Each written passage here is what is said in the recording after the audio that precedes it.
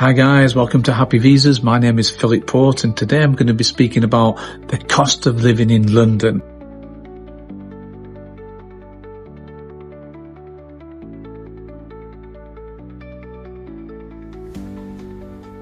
I'm going to be touching on how much is your rent, how much is your property taxes. You have to pay the property taxes, not the landlord.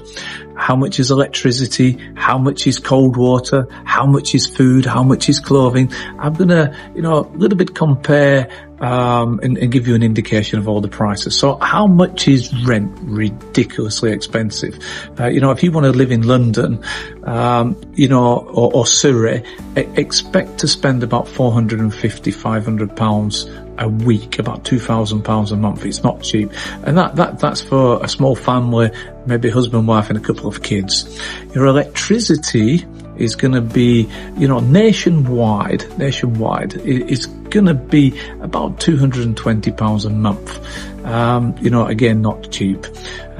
Your property taxes, which we call it a council tax bill, that can range anything from £2,000 to £3,000 a year.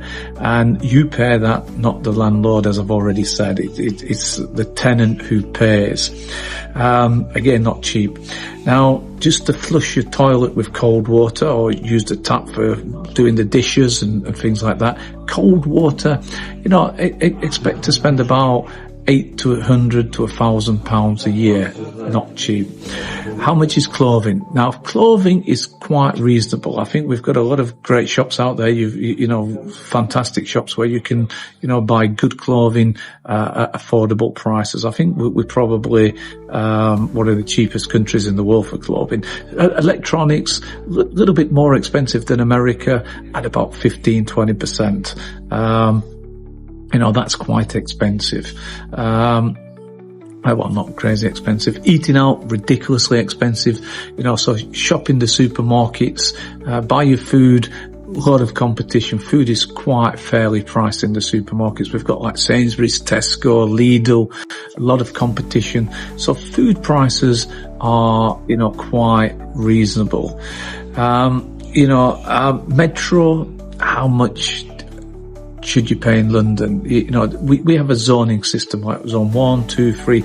If you want all zones and you wanted a yearly tickets, it's over £8,500. If you just want zone 1, 2, 3, 4 and you want to use the public transport, the buses, the metro, expect to pay just under half of that. So the metro system is quite expensive. The further you go, the more expensive it will be. And most people pay a monthly ticket, not a yearly ticket. So they charge you a little bit more on a monthly ticket over the period of a year. So that's quite expensive. What do you expect to pay in taxes? Well, taxes, your first £12,500 is tax-free. So you're paying 0% tax on the first 12.5. After that, expect to pay approximately 32% with national insurance until you get close to £70,000, and then it jumps up to 45%. But you're not going to be paying the national insurance. So, if you're a high earner, you're going to be paying 45% in tax. Plus you've got your property taxes, you've got all of them. How much is the TV license? If you want to watch a TV in England, everybody has to pay. It doesn't even matter if it's broken, doesn't work. If you've got a TV in the house, you're going to be spending almost £200 a year on a television license. We've got a dog license, TV license. We have licenses for everything. You want to go fishing? We have a fishing license. A lot of bureaucracy in the UK. A lot of things to think about when moving there. Now, other expenses that you might want to consider is private medical insurance, for you and your family.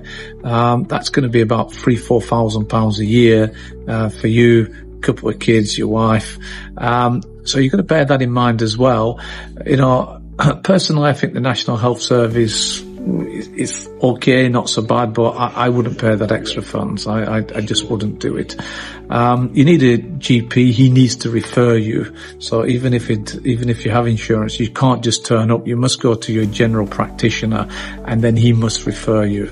A lot of people make the mistake of just turning up, and it invalidates insurance if you do that. So you've got to be referred by a GP. Thank you for watching this video. If you've got any questions, drop me a line. And please let me know how expensive your country is. Is your country an expensive country to live in, or is it a lot cheaper?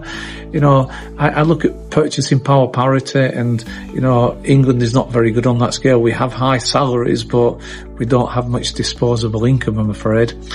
Cheers, guys.